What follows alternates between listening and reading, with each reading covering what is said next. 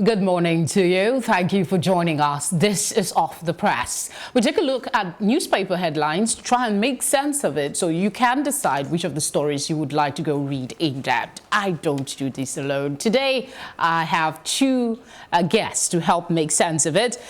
Familiar face, Gbolahun Olojede, public affairs analyst. Thanks for coming in. Good to be here again. And as for some that might not be, have seen him before, he's Reginald Bassey, a public affairs analyst and a UAV expert. Very glad to have your company Thank you so today. much for having me here. Thank you. All right, let's get started. We have a couple of papers. We'll start with The Nation and then go to the others. I'd like to take Vanguard a little last. I don't know why.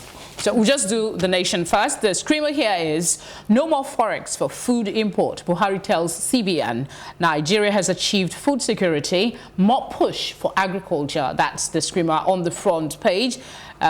We have a pictorial reportage there. You might want to go check that one out. We'll just go to the top of that. Inside the paper, you have Wadume's property seized as account placed under probe.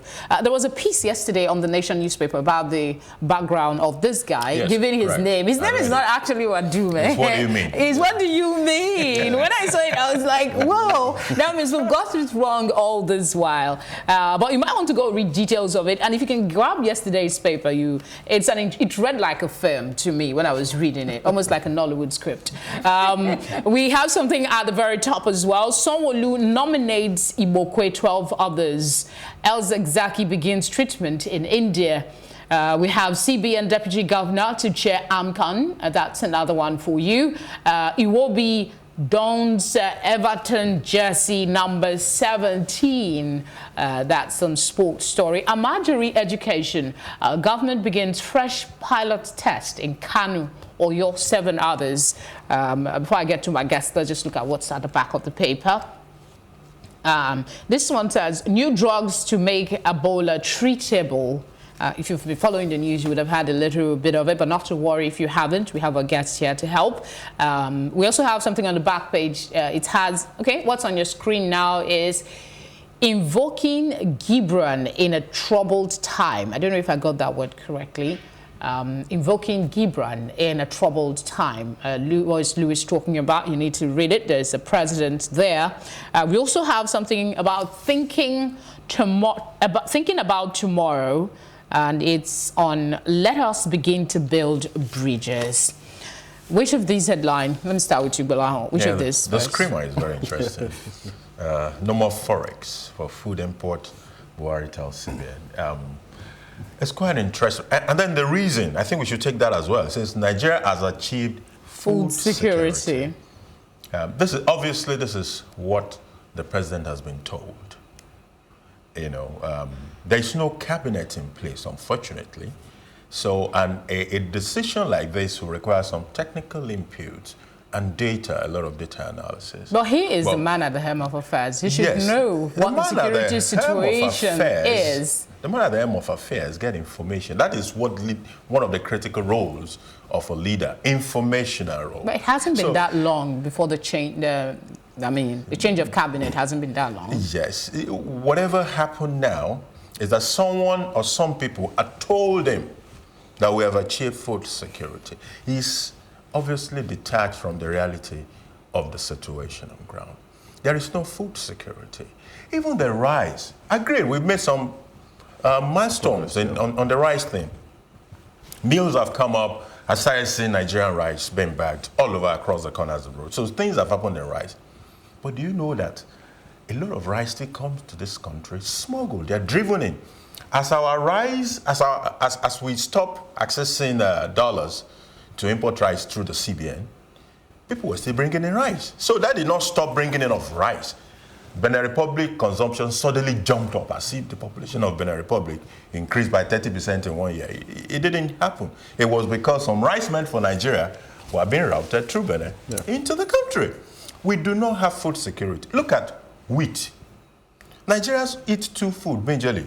Wheat, and rice, which is bread, and rise. That's what we need. Can we now say that the president is not in touch with what is going on? Because if you are saying, do you agree with him in the first instance? Look, very much. There are processes involved in coming to decide or make that statement that there is food production. We have achieved food production.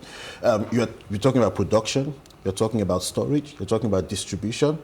Now, what part of that equation has been thoroughly vetted, and for Nigerians to be properly informed that you don't just wake up and make a statement, we've achieved food production. What are the things that feed into that? You understand? So for me, it's a big concern. You should have, first of all, gone ahead to do a campaign, even if it's a political campaign, to say, oh, Nigeria has achieved food independence, get people to be excited about that before you talk about now. You just make it. First of all, I was having a conversation with me. Does the president even have the right, perhaps it's the papers that are even saying that, to even direct the CBN, an independent organization, or agency, to stop, giving Forex to food importers? So there are issues with these kinds of reports. So probably I assume it's just the way it is being reported. Would you say it's an indicator to other sectors? If he doesn't have this right, how sure are we that he has other things right? There may be other things that are also not right. That's the truth. You see, there's something called management by walking around, in which a leader decides to consult, not with the people around him, but the floor man in the factory has a conversation with him, because that is how you get some of the true feel of issues. What is going on? This is not real, unless we're saying the president is saying, oh, let me force them to produce to meet the needs. All right, let's move on to other. I want you to talk about this emergency education. I don't know which of you have read this story in detail. The government begins fresh plot test in Kano. The Almajiri issue is a major problem. It used to work in this country because at the point in time, government was funding the Almajiri education. Somewhere along the line we derailed, we lost it all, and these people became helpless, totally helpless. The system collapsed. Where you used to have 20 people to a cleric, you now have 200 people. It doesn't even know some of the people that have attacked him. He's not responding for their food, for bathing, for clothing, for anything. So they come and they're on the streets all over the whole place. Yeah, interesting. But I think the previous government tried to do something with the Almajiri school. For whatever reason, it also wasn't sustained. But there is a realization that if we don't deal with the Almajiri issue, it's become it's already a major catastrophe. But what they should address more are the social and structural issues that creates the problem. So it's not just even trying to solve the education, but there are issues that need to be addressed. So well, let's see, at least they're taking a step. Let's see what happens going forward. The new Ebola drug that's been tested in DR Congo has been making the rounds since yesterday. Does this foretell, more good news for us? Well, it's good news, and it's money for the people who have the brain to do the research. Do the work. Are we ever going to get to that point where we get vaccines? In fact, my concern really is now I'm seeing the American director for I think allergies and disease, Dr. Fauci, who is a popular guy. He used to be a popular guy with HIV/AIDS as well. He's all inserted in this story, but. We also have to give some credits to the Congolese doctors. Remember when there was the first outbreak in the 90s or thereabouts, they actually came up with a way of solving the problem. In fact, there's a documentary that talks about that, how they harvested antibodies from people who sort of survived and were able to treat other people. But that never really made, proper news, you understand? So we need to also learn to figure out, how Africans... What's behind the story. I think that's a really good point. I urge us, if you can, to look beyond this headline and maybe check what the Congolese government and the doctors are doing. We move on to the next paper now. I think we spent enough time here. This day says, accept responsibility for killing our personnel. Police tell army. We also have armed forces working to secure Nigeria, says service chiefs. Demand loyalty, sacrifice from officers and men. At the top of the paper, just above the masthead that's on your screen now, Buhari directs CBN to stop forex for food import, says Nigeria has attained food security. I've treated that already. Higher passenger movement increases demand for Nigerian passport. You find details of that on page 10. And the interesting situation in Edo State is captured on the front page. It says, Edo crisis, Oshiomhole calls Obaseki my brother. And it says it's the media that is just instigating things. We are mischief makers. Can you imagine? What's your take about it? Well, I'm glad they are coming together. Why? Because when two elephants fight, it is the grass that suffers. Obaseki is made. So is Oshiomhole. But where there are crises, you're going to have camps. You're going to have people who will be used as thugs. Some people are going to get killed. Yeah. Things may not move as they're supposed to move in Edo State. So it's the people that will suffer at the end of the day. So I'm glad they found, but it's not about any media. But let's leave out that. This is just rebranding themselves into Reginald, let me take you on this. Yeah. Let's hear your thoughts on the responsibility. In fact, the fiasco between the army and the Nigerian police. It's very sad that at this stage of our history as a country, we are still dealing with issues that usually happen, in primordial times, kind of warfare where, people come up with factions within, military system or, security systems. Because when you had strong men at those times where, you had systems revolving around them. We have a modern army, a modern police force. You mean information sharing cannot happen between two security agencies in this country? It's ridiculous. So clearly it tells us that there is a tremendous level of compromise that has happened in our security agencies, whether the police or the army and all. That's what leads to these kinds of things. So when you see these kinds of outcomes, it speaks to major schisms and compromise within the system. And that's what's leading up onto this. So now the police is asking, how do you even come out publicly? The police come out publicly to castigate the military. This whole saga, this is a clear police action. This is the jurisdiction of the police, not the army. It's only when it is practically impossible for the police, then in fact, you bring in the special forces, first of all, before you now consider bringing the army.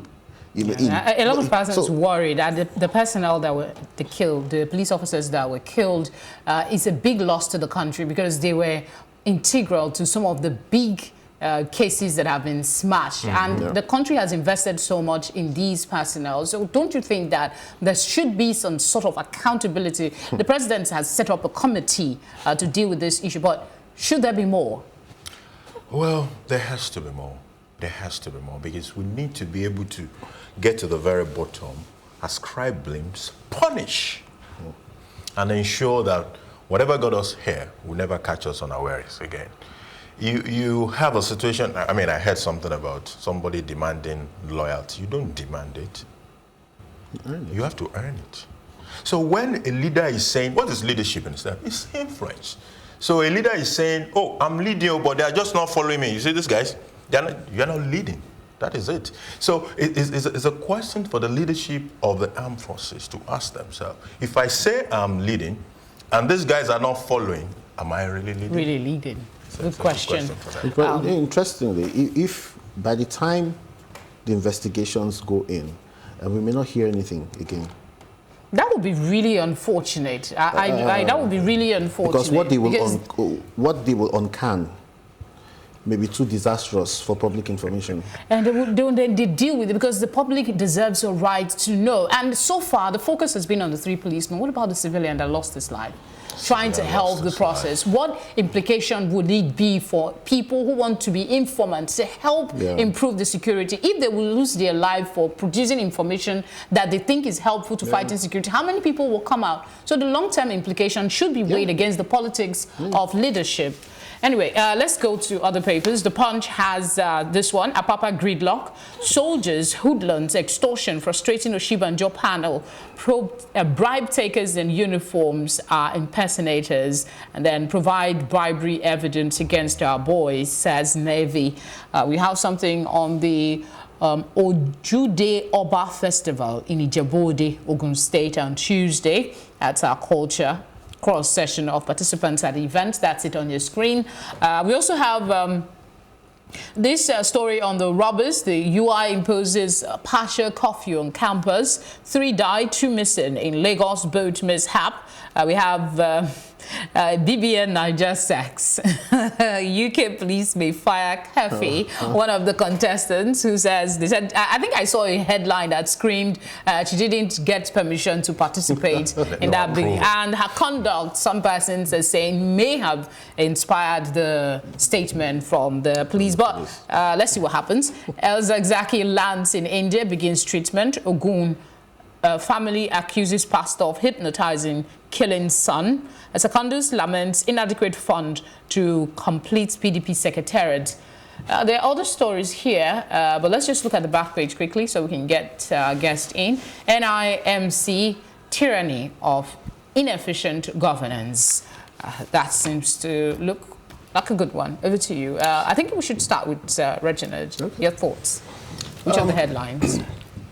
Now, the Apapa port has become something mysterious. It just defies simple common logic. The president, I mean, it has come to a point where the president has give a directive. And the president gives a directive for a place to be cleared, and it is being frustrated. Then it simply tells you that there is profit in the chaos.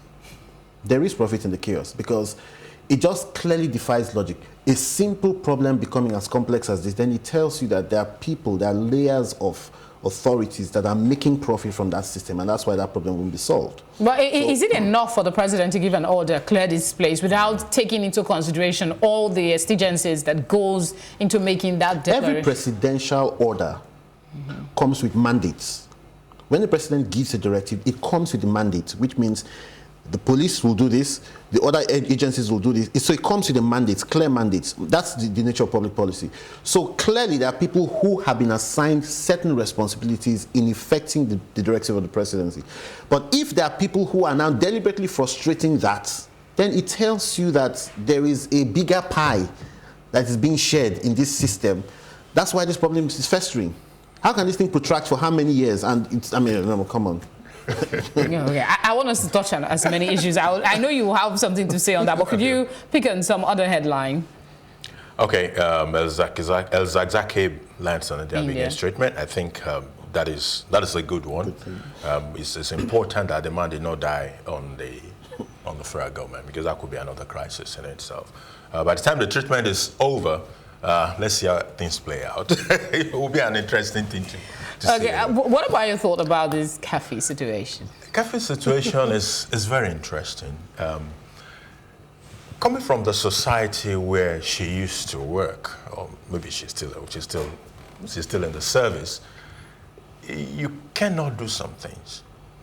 You requested for an approval, and there was no approval, but you proceeded all the same, and then you got involved in scenes that they will not want their public officers. If you're a policeman or a policewoman, there are certain things you just have to abstain from. Even in Nigerian society, I wouldn't expect a law enforcement agent to be involved in the sexing, public sexing kind of thing. But these are people combined anyway. Let's just... So let's see how this plays out. She has a choice. Yeah. A choice. All right, let's see what we can do with the Vanguard. Or is there some other headline you would like to? Ministers will get targets, experts to man agriculture. It's not the first time. We had performance management office in the presidency under GEJ. We just never got any real value delivery from that.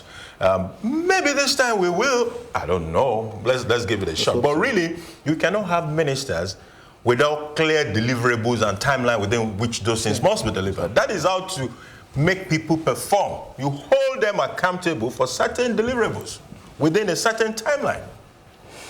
All right, let's move on to the Vanguard newspaper now. We will get to other stories in a bit. This one says, Taraba police killing latest. Army captain had 191 phone chats with wanted kidnapper. That's sarcasm. Army captain had 191 phone chats with wanted kidnapper. And that's the Wadume we're talking about. Arms dealer sings, I sold 6 AK-47 to Wadume at 800,000 naira each. Policeman accused of giving army false report arrested. Rifles of slain policemen are with soldiers. That's a villager talking. We have other stories here. The El Zagzaki picture is also there for you. The man is safe in India now. We hope he gets better soon. A Papa Gridlock is captured here as well. Varsities, others make 3.39 billion naira on post-UTME test screenings. We have Obaseki, my brother, rift created by people for selfish interest. We've talked about that already. Embrace Ruga, PDP BOT chairman tells Nigerians. Let's see what's at the top of the paper. Why we stopped Forest for food imports. They're saying he has already stopped it. We have, before his arrest, why Nigeria's due for revolution. Showore, I think he said that before he was arrested. On the back of the Vanguard is sports, but let's take a look at Securities Dealers blame markets downturn on panic sales. This is the latest in this case. Gentlemen, very important, what's your reaction to it? You see, when you look at the way kidnapping plays out in our country, it's very peculiar. This phone, ransoms are demanded and exchange on ransom on the phone. This SIM card you're looking at is connected to the nearest base station when you make a call with it. When you pull that call, it connects to that base station, and the telco can see it. There's a back end. Yeah. They can see all the activity, what is going on that particular SIM card. Now, a lot of interaction go on between the kidnappers and the police or the relations, and nobody think. Essentially, what that information means is that the telco can tell you the radius within which that call is being made. Essentially. And we never go after people. Rather, we prefer to assemble the ransom, give it to someone who go deliver it, and then the kidnapped person is released, and then we wait for the next one. It should tell you something. 191 phone chats. Probably he has forgotten that all these phone chats are also available at the telco. Well, as a security person, he would know better. Yeah, this is said to be the captain that gave the order to go to after those men. Okay. You know, to do the. I haven't actually read that story. 191. So the question is, what is the relationship? I'm not even sure I had 191 phone chat with my wife. I mean, whatever is the relationship that led to this. Okay, let me hear lines within the chats or individual chats. I mean, that's what we don't really know. That's where we need to go read the details in full. But I'm thinking that the man, the brief that was given about the man's background showed that his wealth seemed to have come suddenly, and the police got wind of this after one of the people was killed. If he has contact with the army captain and now he's at large, nobody, is this not going to affect whatever investigation or panel that is set up, whatever inquiry they bring up at the end of the day, Reginald? Yeah. I mean, look, this is a sham of a situation, a total sham. There is no kidnap that happens in this country that cannot be foiled. The police has the technology. With the mobile operators, there's a technology that you can use to find anybody anywhere. You have both you have your IMI, which is International Mobile Identity. You have your IMSI, which is the Mobile Subscriber Identity. You cannot run, as long as you have a phone which you use, you can be tracked anywhere. Your messages can be read. The police have a device where they can mount it up in one location and can read text messages from anybody. Check your Facebook, check your WhatsApp. So when you see situations like this, and that's why I said earlier, there is compromise going on. People are benefiting from the system, and that's why you have situations like this. So this being, public now, this kind of situation being public just tells us that, look, the presidency or the army, major movements and shifts needs to happen. Relocation of people from places, because when people have stayed in a place for too long, they become warlords. and they become the people who are in charge, begin to negotiate with people of the underworld just to make profit, and that's what you're seeing. There's been plenty call for a change of mantle for the service chiefs. I put that question to a security expert here yesterday. Are you of the school of thought that they should be changed at this time? That's not my place to say. Do you have a thought on that? I think once a leader gets to that position where you say, I'm leading, but they're just not following me, we must begin to ask questions. Yeah. You guys are being diplomatic now, you guys are being diplomatic now, Okay. We need a change. We need a shake-up. All right, those are some of the headlines this morning. Gbolahun, I'm going to put you on the spot. I don't know if you do sports as well. Just ask you a couple of thoughts on some of these. PSG raises Neymar's asking price to 250 million euros. I've been told we're out of time already, so I'm just going to rush quickly and then get your thoughts. Ronaldo, why I'm better than Messi?